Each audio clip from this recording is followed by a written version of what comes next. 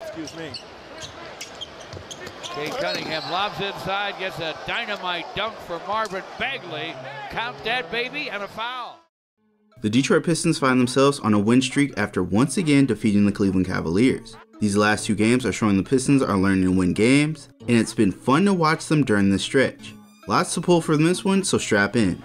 After just 3 games, Marvin Bagley has been everything the Pistons needed. His first bucket as a Piston came off pick and roll action with Killian. After that, he's been scoring the same way ever since. Moving forward to Boston, where Cade lobbed it to MB3 and put Williams on a poster. Then yesterday against the Cavs, Cade and Bagley combined again for another highlight. This connection gives the Pistons a different look on offense as they don't have many pick and roll players. Another thing is that Bagley is helping on the boards. The Pistons have won the rebounding battle for 2 straight games now, and Bagley has had a hand with that. He's checking all the boxes the Pistons needed from him. In the end, MB3 finished with 16 points, 4 rebounds, and 1 block. In only a few games, we can see why Troy Weaver wanted him so much. I graded his fit with the team an A-, looks like that was accurate. Killian Hayes late in the 4th quarter went to a stylish Euro step to extend the Pistons' lead. Those would be his only 2 points of the night. With that said, for anyone who watched, they saw how Kill impacted the entire game. On offense, he was finding shooters, he had this nice crossover early on, then hit Hammy for an open tray. Then he found Bagley on a cut to the basket. Hayes did all this while having 0 turnovers. Now let's move on to where he did the most damage to the Cavaliers, which was on defense. The Cavs' strength is their height advantage over other teams. Killian negated that by being able to guard their bigs in the paint. Their usual offense didn't work with Killian on the floor defending, which really frustrated the Cavs. Kill finished with 2 points, 5 rebounds, 5 assists, 2 steals, and 1 block in total. Just a nice all-around game, we love to see it. However, his reward for this performance was watching Kojo blow the lead he had just built, but we will get to that later in the video. Moving on to the other defensive specialist, Hamidou Diallo. Wow is the only way to describe what he did last game. He refused to be bullied by the Cavs' taller players and was picking off passes left and right. If no rebounds, no rings was a person, it would be Hammy. He will get you a rebound. Moving to the offense where he couldn't be stopped, he hit 3 triples in the first half, including his half-court buzzer beater. When Diallo is knocking down threes, it's over for the opposing team. Then in the second half, he realized their defenders may be tall, but they're not fast. Hammy ended the game with 21 points, 6 rebounds, and 2 steals. Just like Killian, his reward for getting the Pistons the lead was watching them blow it from the sidelines. And I promise you, we will get to that later in the video. I want to give a quick shout out to Rodney Magruder, who since being back with the squad has been solid. Klay Thompson and Draymond Green were 1000% wrong. Magruder is good enough to stick around in the NBA, and we're going to have to put some respect on his name. So with that said, we're retiring the McGriddle nickname. Let me know in the comments below what it should be. He knocked in 4 triples on the night, finishing with 12 points and 1 block.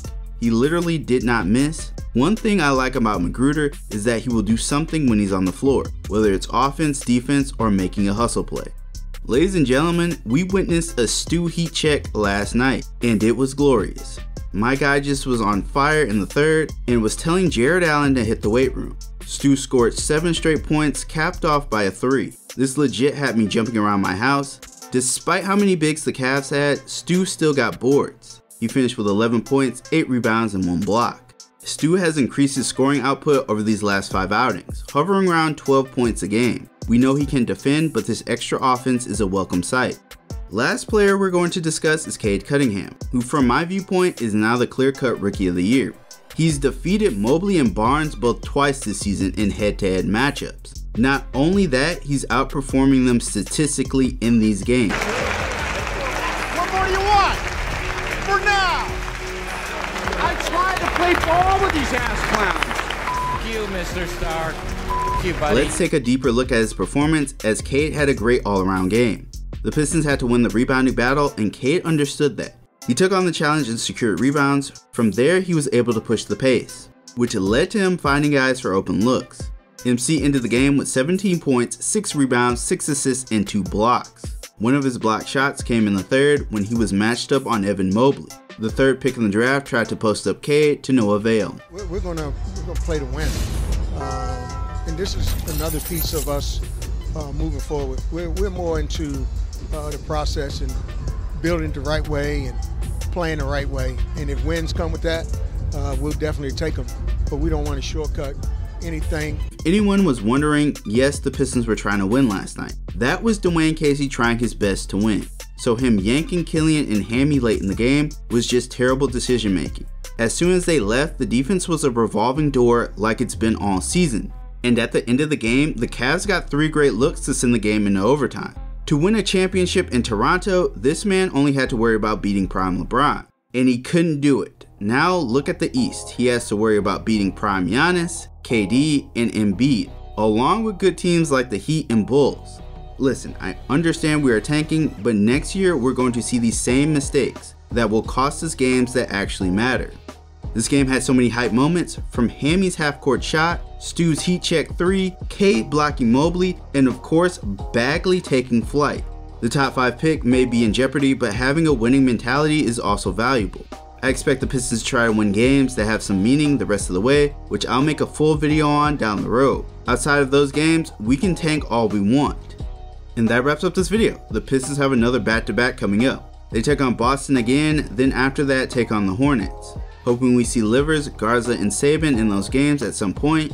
Alright guys, if you enjoyed this video, smash that like button and consider subscribing to see more videos just like this one.